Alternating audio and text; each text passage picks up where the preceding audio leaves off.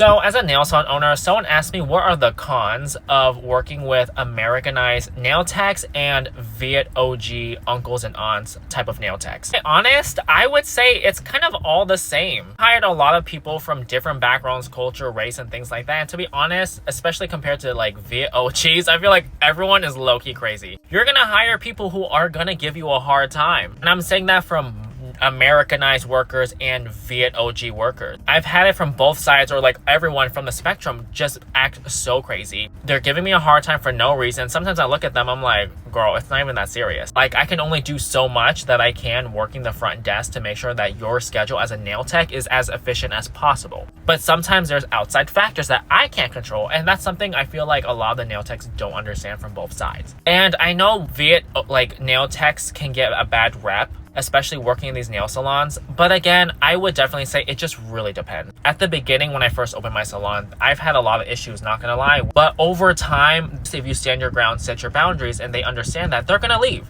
Honestly, it took me a couple years to make sure I found nail techs that understood what I'm looking for in my salon and that are willing to work efficiently and work well. I'm not a nail salon owner that's going to rush clients, squeeze in customers when I know I can't fit customers in the schedule. I'm not going to take walk-ins if I know I can't take the walk-ins. So to be completely honest, just hire whoever you think will fit best in your salon. And I'm talking about the skill set, the personality, which is important, the availability that you're looking for. I honestly wouldn't go based on if they're Americanized workers or non-Viet workers, because I've hired both, where again I have some Americanized workers that honestly do a really good job when they're doing dip or whatever, right? And I've had some that don't do a good job. But I could say the exact same thing about a lot of my Viet nail techs. I've had to let some go or tell them like, hey, like, you need to get better at this. If not, like, I can't give you this type of service if like clients are consistently complaining, unless you have your own regulars. And it is a little frustrating just because I understand like Viet OGs can get a bad rep, but I just think it's because, again, especially in the nail salon, it's predominantly dominated by a lot of Vietnamese workers. So of course, if you're gonna have a lot of Vietnamese workers in the nail salon,